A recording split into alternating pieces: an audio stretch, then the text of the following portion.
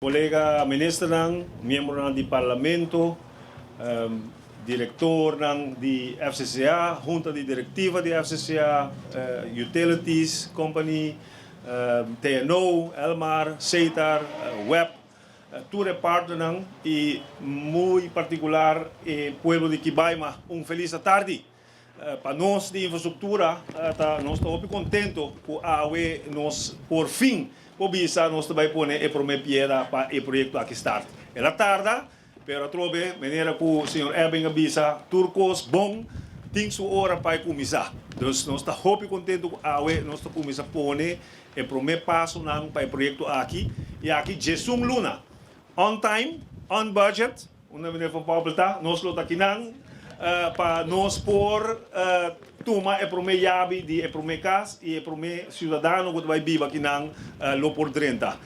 Mita mira senhor Matthew também que a desenhar inteiro plano aqui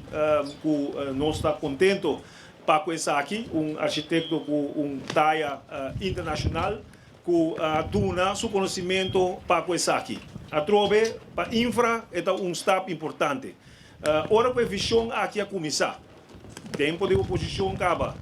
Bom de nós, primeiro-ministro AUE, onde Aruba está na 2020, 100% sustentável, dentro palavra que tenho tanto para a parte social, tanto para a parte de infraestrutura, mas principalmente para os cidadãos que têm melhor porvenir, a turma é reto que cada granito canando na direção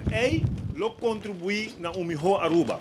E desse Smart Community dá um rol importante, não somente para nossa geração, mas principalmente para a futura geração que vai ser viva, melhor que nós e sim construir melhor que nós também. Para nós, de parte de infra, inovação, está alto arriba a agenda, a começar aqui na DWay com cambio de direção, onde nós estamos concentrando hope arriba inovação. Se você mira, bani pasay, você não mira